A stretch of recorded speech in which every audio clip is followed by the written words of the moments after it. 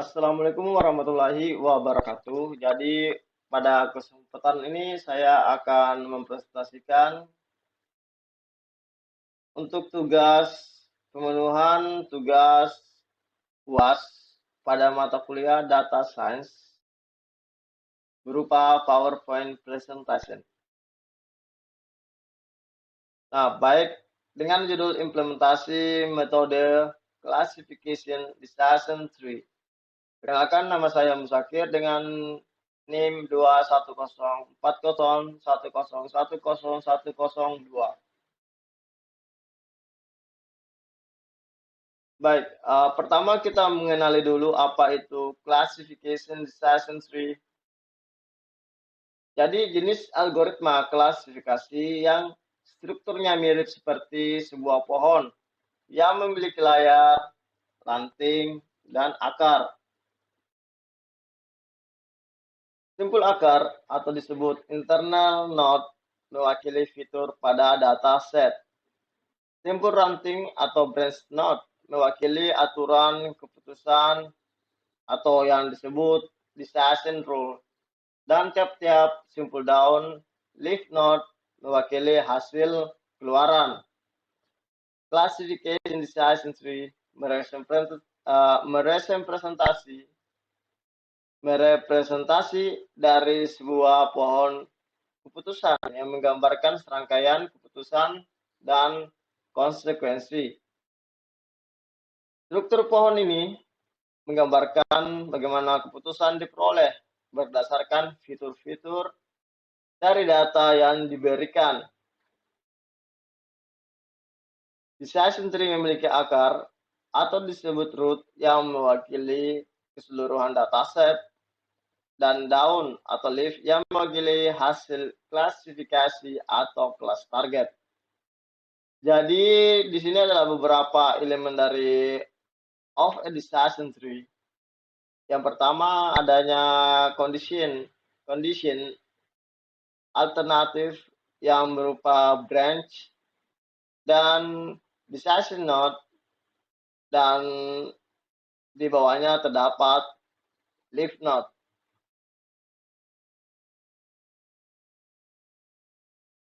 Lalu bagaimana decision tree bekerja?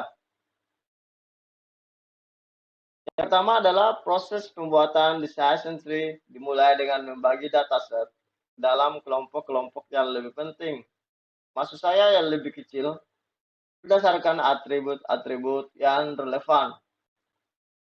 Tujuan utamanya adalah untuk mengidentifikasi atribut mana yang paling baik dalam memisahkan data menjadi kelompok-kelompok yang paling homogen dari segi kelas target, misalnya kelas A atau kelas B. Yang terakhir adalah pemisahan ini dilakukan berulang sehingga semua data dalam cabang pohon telah diklasifikasikan ke dalam kelas target yang spesifik. Jadi biasanya kita memerlukan sebuah data table untuk kita jadikan atau kita terapkan decision tree seperti pada gambar berikut. Dengan menggunakan classification decision tree, terdapat mengklasifikasikan data menjadi kelompok-kelompok yang berbeda berdasarkan fitur-fitur yang relevan. Decision tree juga dapat berguna dalam mengambil keputusan dan mengidentifikasi pola-pola dari data yang ada. Implementasi classification decision tree. Misalkan kita memiliki dataset yang berisi informasi mengenai beberapa pasien beserta hasil diagnosa medisnya. Data yang terdapat dalam dataset tersebut adalah, jadi di sini terlihat ada sebuah tabel yang memiliki atribut seperti nomor, usia, jenis kelamin, tekanan darah dalam satuan mmHg, riwayat keluarga, dan hasil. Dan nilai data seperti yang terlihat pada gambar pada slide ini. Tujuan kita dalam menggunakan classification decision tree untuk memprediksi apakah seorang pasien akan dinyatakan sehat atau tidak sehat berdasarkan atribut-atribut yang ada. Yang pertama pastinya kita jadikan paling atas ini adalah apakah riwayat keluarga. Ya, maka terlihat pada slide sebelumnya, itu di nomor 3. Nomor 3 itu ada riwayat keluarga. Berarti dia tidak dinyatakan sehat. Lalu tekanan darah kurang dari sama dengan 130. Itu dan berada di bawah usia, di bawah atau sama dengan 47. Nah, kita lihat pada slide sebelumnya.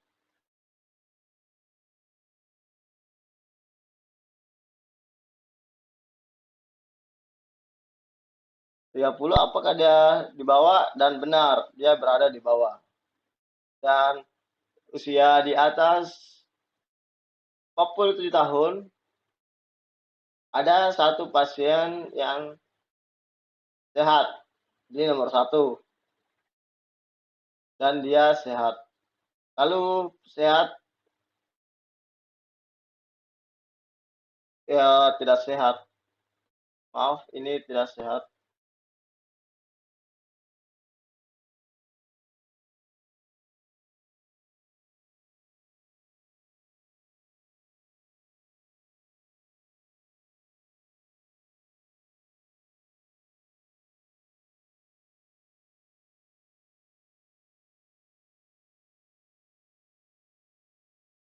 Lalu pada usia di atas atau di atas 47 terdapat pasien nomor 1 yang tidak sehat.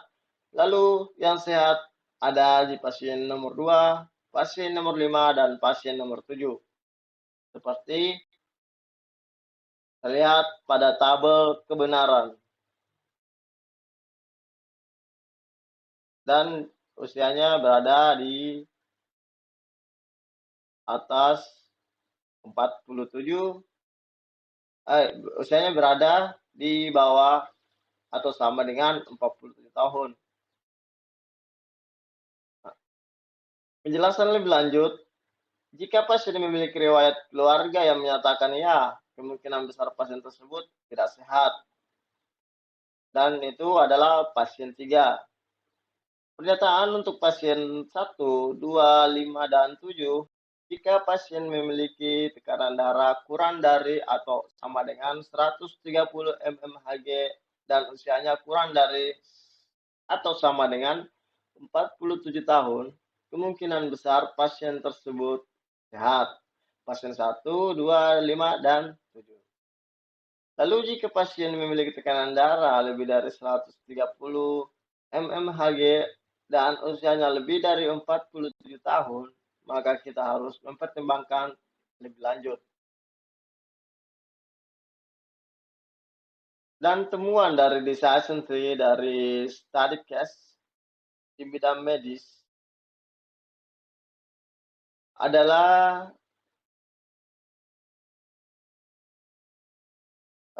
kasus penerapan classification decision tree pada dataset medis. Beberapa temuan penting ditemukan melalui analisis decision tree. Yang pertama adalah atribut yang paling penting. Jadi, decision tree membantu mengidentifikasi atribut atau fitur yang paling penting dalam mempengaruhi hasil klasifikasi. Atribut ini menjadi simpul-simpul pertama, root atau cabang utama dalam pohon keputusan, menunjukkan bahwa atribut tersebut memiliki dampak besar dalam pemisahan data menjadi kelompok yang berbeda. Pentingnya riwayat keluarga dalam kasus diagnosa medis. Dalam kasus diagnosa medis, decision tree menemukan bahwa riwayat keluarga merupakan salah satu faktor penting dalam memprediksi hasil diagnosa pasien. Pasien yang memiliki riwayat keluarga tertentu lebih cenderung lebih cenderung menerima diagnosa tertentu pula.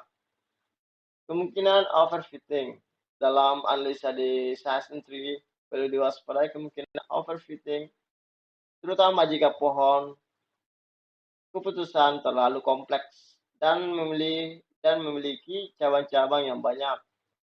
Overfitting dapat diatasi dengan teknik pruning atau pengaturan parameter yang tepat.